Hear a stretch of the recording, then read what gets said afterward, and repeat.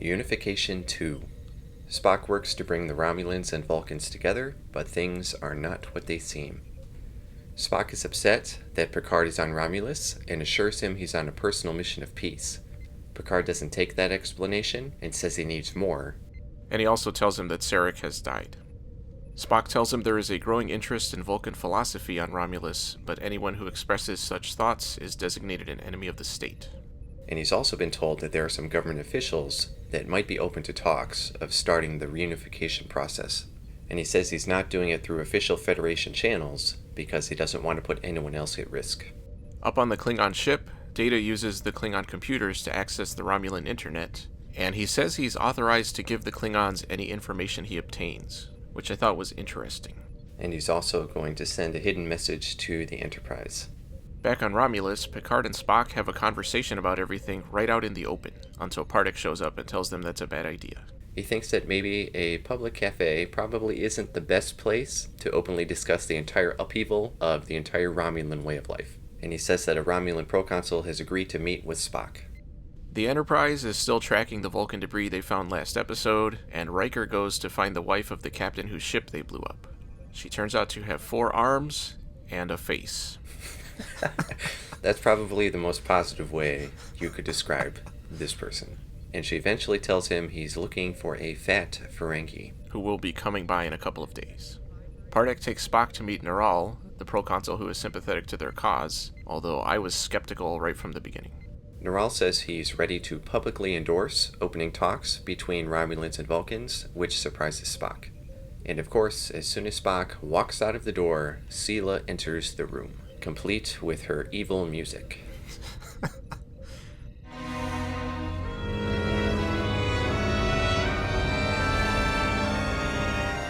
Picard warns the underground group that Neral's supposed willingness to publicly support reunification is implausible, and Spock agrees. But he still wants to move forward his plan to unearth any ulterior motives. Which to me sounded like saying, we're on a train that we know is headed for a cliff, but the only way to know what's at the bottom is to ride it down. They go back up to the Klingon ship, where Spock helps Data break the Romulan internet codes, and they have a conversation about their individual paths and life choices.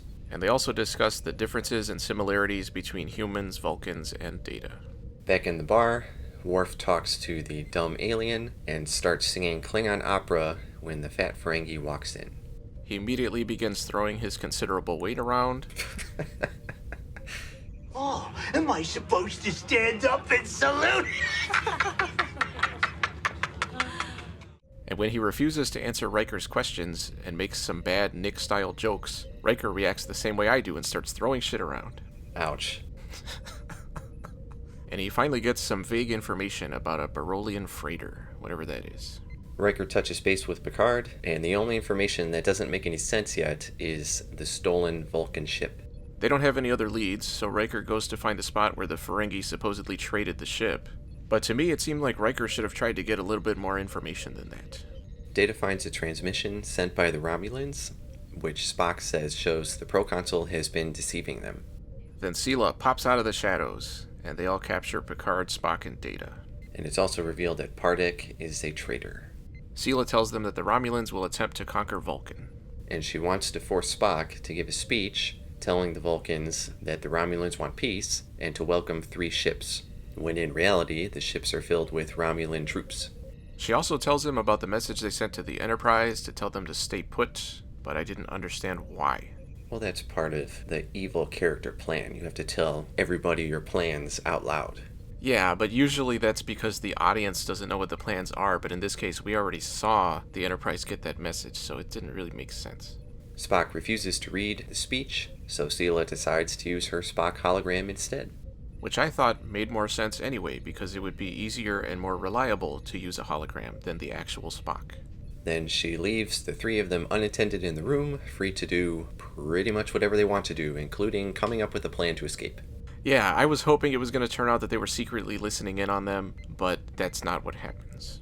The Enterprise detects the Vulcan ships, and Riker decides to ignore their earlier orders to stay put and moves to intercept. Sela walks back into the room where she left the 3 prisoners free to enact any plan to gain an advantage, and is surprised when they enact a plan to gain an advantage. They create holograms of Riker and some other crewmen, and take advantage of the distraction to disarm the Romulans. The Enterprise receives a fake emergency call from some random planet in an attempt to divert them from intercepting the Vulcan ships. And it's Beverly that brings the message onto the bridge, but why would it go to her instead of Worf? That's a good question. And Spock manages to send out a message warning that the ships contain a Romulan invasion force. Data has found a way for them to escape the building, the first step of which is to walk out of the room through the door without being stopped at all. And they head for an underground tunnel. The Enterprise intercepts the supposed Vulcan ships as they attempt to retreat, but a Romulan warbird decloaks and blows them up. That was awesome. Having escaped, Spock says he will not return to the Federation with Picard. An inexorable evolution toward a Vulcan philosophy has already begun. And it may take decades or even centuries for them to reach it, but they will reach it. And I must help. And before he leaves, Picard does a mind meld with Spock so he can finally share his father's mind. Unification 2, overall. I thought this part was much better than the first part. Picard and Data being disguised as Romulans is still a really stupid point that's hard to look over, especially when they keep the makeup on for a lot of this part. And Riker's side of things didn't make a whole lot of sense. He could have grilled that Ferengi for more info, but didn't, because it wouldn't have ended up changing anything in the story anyway. And that whole side of the story felt like they just needed something for the Enterprise crew to do. I agree. The way Picard and the others escaped was really stupid, but thankfully, the Spock/Romulan side of things was better than the rest of the episode. I thought it pulled it up a lot, and overall I thought the storyline worked, and I did enjoy it. I gave it a B-. I feel like you just stole all of my notes. I gave it an A-.